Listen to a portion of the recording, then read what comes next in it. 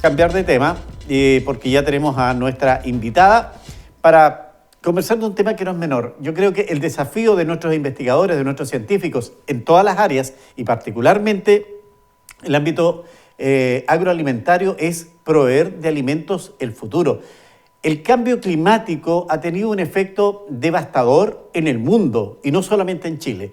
Fíjese que escuchaba una exposición de hace algunos días acá en Temuco, en donde se habla que el cambio climático solo en Chile va a generar que el desierto llegue hasta San Felipe y que la calidad productiva, más bien dicho, la capacidad de producir del centro del país se venga hasta la séptima región. Séptima, octava y novena van a ser las regiones de producción agrícola por excelencia, producto de este cambio climático. Y por eso que es interesante ir avanzando con quienes son investigadores y quienes están trabajando en buscar mejores calidades de algunos cereales, por ejemplo, y se ha destacado lo que es el lupino amargo.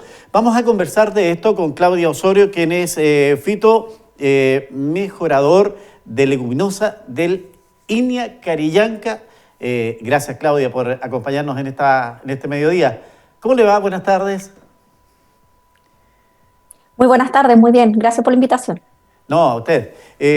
Claudia, la introducción un poquito larga, pero valía la pena porque de alguna manera argumenta el trabajo que ustedes están haciendo. Buscar variedades, en definitiva, es buscar alimentación para futuro, ¿verdad? Claro, bueno, el trabajo que nosotros realizamos en INA Carillanca y en los programas de mejoramiento en general tiene mucho que ver con buscar aquellas variedades adaptadas a las nuevas condiciones que tenemos.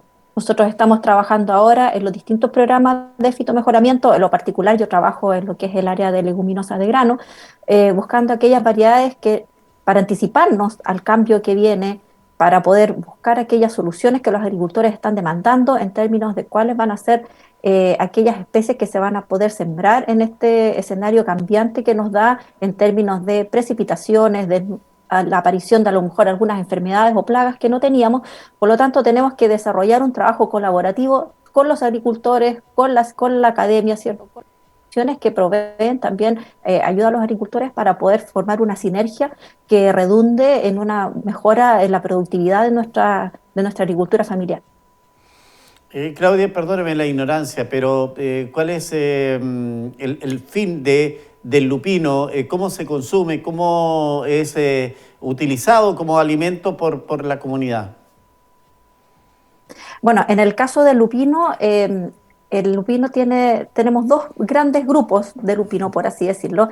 Tenemos lo que es el lupino dulce y el lupino amargo. El lupino dulce se puede utilizar directamente como un alimento tanto para alimentación humana como animal.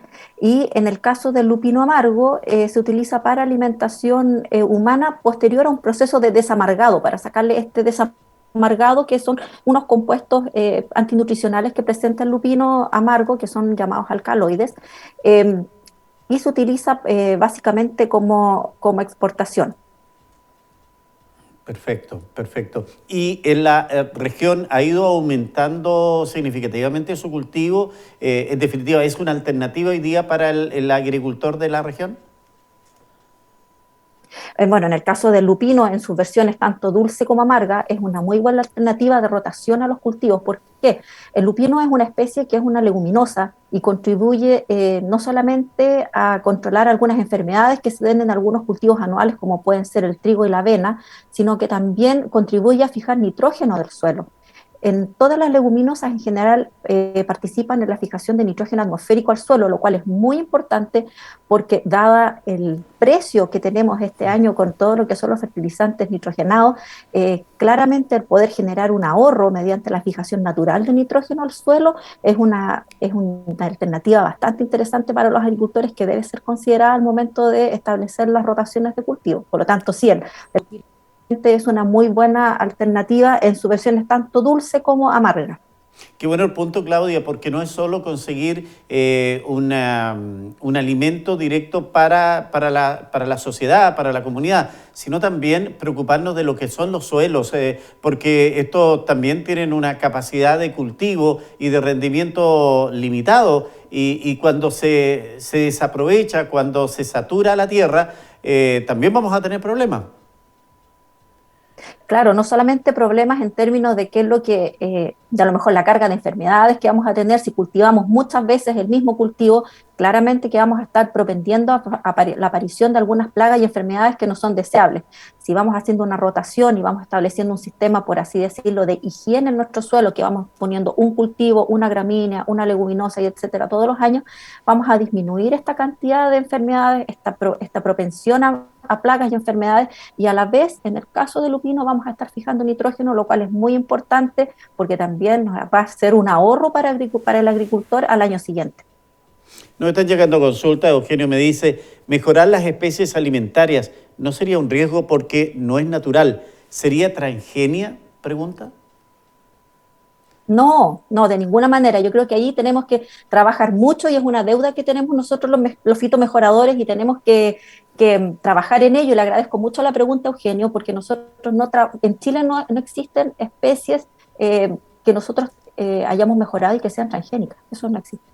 Nosotros no comemos, de hecho, por ejemplo, el trigo que se produce en Chile, el lupino que se produce en Chile, la avena que se produce en Chile, nada de aquello es transgénico. Nosotros trabajamos con mejoramiento convencional, asistido con algunas herramientas biotecnológicas, pero de ninguna manera nosotros estamos trabajando con transgenia en este sentido. Nosotros lo único que hacemos es, en el caso, por ejemplo, del mejoramiento convencional, nosotros aquellos caracteres que necesitamos en términos de resistencia, por ejemplo, a plagas y enfermedades, y vamos haciendo cruzas dirigidas para poder llegar, ¿cierto?, a esta planta que sea más resistente. Ahora, ¿cómo nos ayudamos ahora último, en los últimos años, con herramientas biotecnológicas que nos permiten, por así decirlo, mapear o buscar aquellas zonas en el genoma, las que nosotros tenemos que después cruzar y generar nuestras plantitas, pero no hay aquí transgenia metida en nuestros programas de fitomejoramiento. Claudia, generalmente en la transgenia ya el título comienza a generar rechazo mayoritario en nuestro país. Sin embargo, entiendo que el consumo de alimentos transgénicos aquí, yo no digo que es masivo, pero es bastante importante. Entiendo, por ejemplo, que los cereales que vienen producidos en otros países están en base a transgenia. Entonces, ¿cuál es el punto de que la transgenia tiene tanto rechazo para su aplicación? A ver, en el caso de los cereales que se consumen acá en Chile no son transgénicos. Lo que se consume acá en Chile, por ejemplo, y que sí, claramente lo es, por ejemplo, es la soya. La soya que se importa y los productos que se importan de soya efectivamente es transgénica, pero ahí hay que hacer un alcance en que, en el caso de la soya, por ejemplo, el gen que se insertó en la soya para hacerlo más resistente a una plaga. Por lo tanto, el grano que nosotros comemos, este gen no se expresa nunca en el grano, se expresa solamente en la parte verde de la planta, por así decirlo, que es lo que nosotros no comemos, ¿ya? Entonces, finalmente, el grano que nosotros consumimos, o la leche, o la bebida vegetal de soya que se consume, o el tofu que se consume, efectivamente no tiene el transgén expresado. Solamente la parte aérea, que es lo que nosotros no consumimos. Y esa es una definición que hay que ir haciendo, porque efectivamente cuando se habla de productos transgénicos, muchas veces se está pensando en hacerlos más resistentes a algunas plagas o enfermedades, pero el gen que se inserta no se expresa en la parte que nosotros vamos a comer posteriormente. Ahora, hace algunos 2 o 3 semanas atrás, por ejemplo, en Brasil se autorizó el uso y el consumo masivo de un poroto efectivamente que es transgénico porque tiene características que le hacen ser resistente a una enfermedad, pero que no se expresa en el grano que se consume. Y eso es una diferencia, una definición que hay que hacerla para poder ir dando a conocer en el fondo las alternativas que hay con estas herramientas biotecnológicas. Me agrega, Eugenio, ¿qué sabe Claudia de un estudio que se hizo en Europa, Francia, para volver a la alimentación sana, sin tantas modificaciones genéticas y abonos químicos? Y ese resultado arrojó que solo se alimentarían 1.000 millones y no los 8.000 millones que somos en el mundo. ¿Qué sabe usted, si es que tiene algún antecedente? Preguntan. Sí, bueno, efectivamente, lamentablemente uno le gustaría, como productor, como agricultor, como agrónomo, que soy por formación profesional, a uno claramente le gustaría poder disminuir la carga de químicos, disminuir la carga de fertilizantes y utilizar, la verdad, las cosas que tender a una agricultura mucho más eh, sustentable y amigable con el medio ambiente. Lamentablemente, la población mundial y la demanda por alimentos no puede ser suplida con este sistema, como muy bien dice el estudio que menciona Eugenio. Por lo tanto, tenemos que ayudarnos con las herramientas que tenemos y con las herramientas que la ciencia nos ha entregado para poder aumentar los rendimientos, pero a la vez tender, ¿cierto?, a buscar el equilibrio con nuestro medio ambiente. Y es por eso que en este sentido, por ejemplo, como vuelvo al punto inicial, las leguminosas nos ayudan un poco naturalmente, por ejemplo, a disminuir el uso de agroquímicos en el suelo, disminuir el uso de fertilizantes mediante la fijación que ellos naturalmente hacen del nitrógeno atmosférico. Por lo tanto, tenemos que ir buscando ahí los equilibrios para poder efectivamente poder alimentar a la población mundial y también que es otro tema bastante importante, que es un poco el rescate también de todo lo que son nuestras semillas y lo que nosotros tenemos, nuestro patrimonio genético, lo que los agricultores naturalmente producen, ¿cierto? Y poder a lo mejor con medidas muy simples, ya sea de tipo cultural o de tipo alguna tecnología que falta, o a lo mejor a veces son cosas tan simples como maquinaria o herramientas o sistemas de siembra, rendimientos. Yo creo que hay muchas brechas aún que podemos cubrir y que nos van a permitir aumentar los rendimientos de nuestros alimentos en el futuro. Claudia, y finalmente este proyecto que ustedes han llevado adelante está apuntado fundamentalmente al mejoramiento del calibre del lupino amargo para exportación, entiendo. Así es, el estudio que se realizó, el programa que se realizó para aumentar el calibre del lupino amargo, que fue desarrollado por el doctor Mario Mera, que trabajó en INA Carillanca durante muchos años, justamente fue y surgió a partir de una necesidad de los agricultores que veían efectivamente cómo poder ser más competitivos y cómo insertarse mejor en los mercados internacionales con un mejor producto, y para ello requerían un mayor calibre. Y para ello se realizó, ¿cierto?, todo lo que fue un programa de mejoramiento genético para poder aumentar el calibre y que los agricultores así pudieran tener una mayor inserción en el mercado internacional, porque a ellos lo que les pedían efectivamente era calibre. Entonces tenían que entrar al mercado, ¿cierto?, con un producto de mayor calidad, y eso fue lo que se consiguió en base a este mejoramiento genético que se desarrolló, tener esta variedad y que efectivamente, además de tener la variedad y del mejoramiento que se hizo, que se insertaron en los mercados, también lo que nos deja es la articulación entre los actores, entre la investigación, entre los productores, entre las instituciones también del agro, porque también participó INDAP de esta iniciativa. Por lo tanto, todo ello creó un círculo virtuoso, ¿cierto?, donde efectivamente se crearon las confianzas y se generó un trabajo colaborativo que se mantiene hasta el día de hoy en las cooperativas. Perfecto, perfecto. Y esto demuestra la vinculación que ustedes tienen además con el sector productivo, que está más cercano acá en la región. ¿Eso puede pasar con otras áreas de la producción que también quisieran de alguna manera un apoyo de investigación científica para poder mejorar la productividad?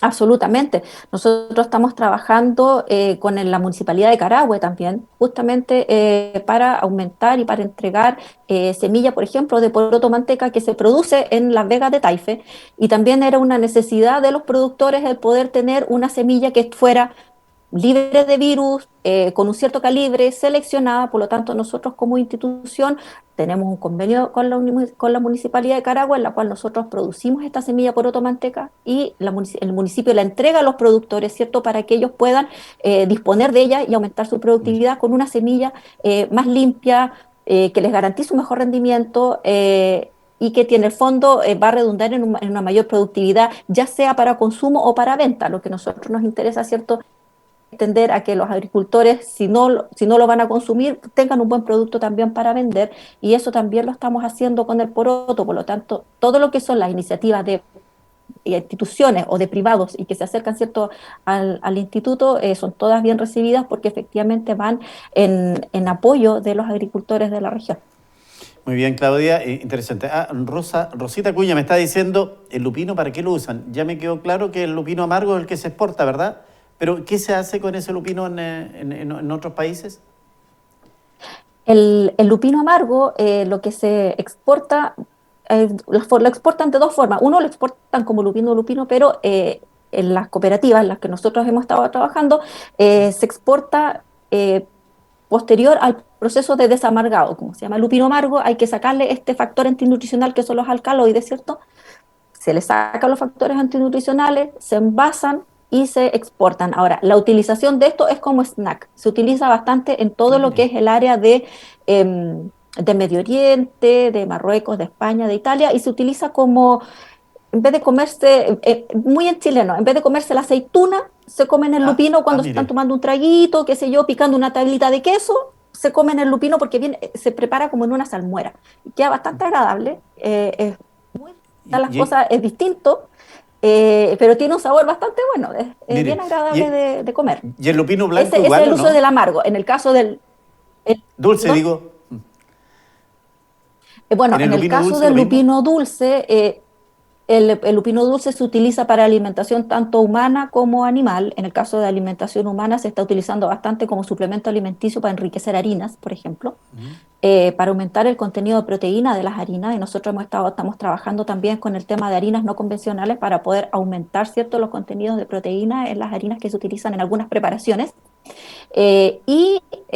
También en el caso del lupino dulce se utiliza para alimentación animal como un suplemento alimenticio para ganado tanto ovino, bovino, para la salmonicultura, etcétera. Muy bien. Claudia, hemos aprendido una cantidad increíble hoy día, así que somos menos ignorantes que hace media hora. Le quiero agradecer la gentileza de darnos a conocer este trabajo que están haciendo ustedes y sobre todo responder las consultas de nuestros seguidores que, como usted ve, son bastante activos. Encantada, y cuando se necesite, ningún problema, las puertas abiertas, por supuesto. Muchas gracias, buenas tardes. Muchas gracias, muy buenas tardes.